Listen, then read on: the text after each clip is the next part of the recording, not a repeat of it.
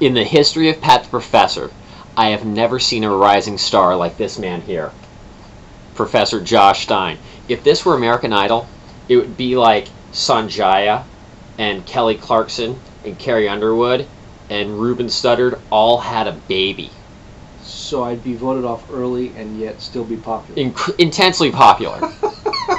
You got us fan mail from Mississippi. Woo! He is beloved in Mississippi. So, without further ado, two things. Professor Stein, what do you have for us today? And to, since you're a big star now with all your demands, do I start the back rub now or after? Hold till...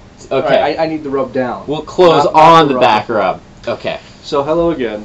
If you have not yet looked at either the simple or the compound sentence videos we've done, stop now, look at those, then come back to this, because otherwise this is not going to make any sense at all. Nope. Okay? So, complex sentences. Now, let me guess. You think complex sentences mean? Means they're totally deep, dude. Has nothing to do with it whatsoever. Okay. There are long complex sentences, there are short complex sentences. That's not the issue. The issue is the difference between a compound sentence and a complex sentence. So remember when we're doing compound sentences with the two stick figures that we're holding hands? Yes. Right? So now we got something a little different. So remember that we have the independent clause, right, which is our smiling happy stick figure. Right. Okay. Well, we can also create something called a dependent clause, which is a pissed off and upset stick figure with a giant ball attached to its leg. Well, if you had a giant ball attached to your leg, wouldn't you be pissed off and upset? I'd be very upset. And you'd be so pissed. Why? Because you can't go anywhere. I can't go anywhere. I'm dependent on something else to move. Gotcha. So the question is, how do we go from being shiny and happy to being pissed off and upset? What's the key difference? The ball, which we call a subordinating conjunction, an SC. So here's a list of common SCs. Okay. These are words like after, although, as soon as, because, before, even though, if, since, so that, though, unless, until, when, whenever, whereas, and while. Now there's plenty more. There's about 30 of them all together. Okay. Those are about a dozen of the most common. Good deal. And the issue is that when you have one of those in a sentence, you have to be careful to make sure you're not making a fragment. Okay. So here's what I mean. Let's say I start off with a simple sentence like this.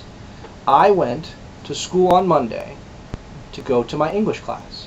I got a subject and I got a verb, so it's a complete sentence. Now the minute I add because to that, right, because I went to school on Monday to get my English class, well now it's a fragment. Right. So now I have a dependent clause because the SC is attached to the simple sentence. Okay. Okay, so now I need something to help it. So, because I went to school on Monday to go to my English class, I took a quiz. Now I have the second half of my sentence. Right. The cool thing about complex sentences is you can flip them around. Okay. I took a quiz because I went to school on Monday to go to my English class. Now, what do you know about the difference here? What's the key difference? Yeah, you. Location. Location of that. So if the because is at the beginning, what has to be in the middle of the sentence? The subject and the verb? No! A comma! Comma. Because is in the middle of the sentence, there is... It's deep, right? No comma! No comma. I'm playing with you. I know this stuff. Beat him. Beat him.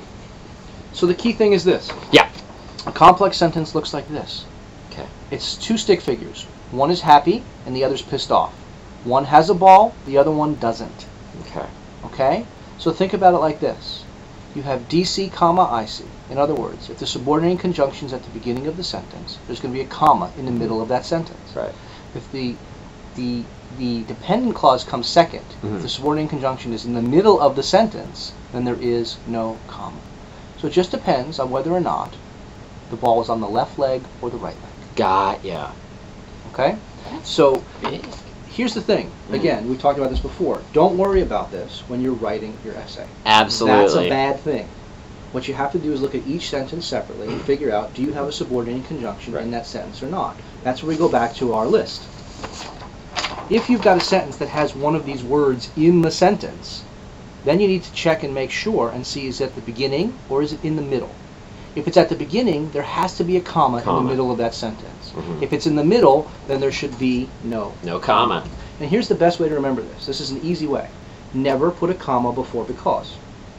Absolutely. Right? Because if Key you have rule. because in the middle of the sentence, you're never going to have a comma. I But dig if it. the because is at the beginning of the sentence, then there has to be a comma Right. in the middle of Right. that sentence.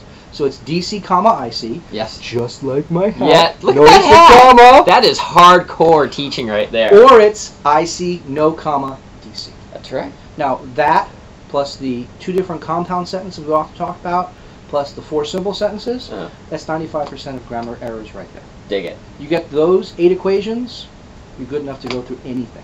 Man. All right, well, it's time for the back row. Come on, straight to frame. Thank you, Professor Stein. You can just hit that finish button right there, and we'll see you next time. Bye. Bye.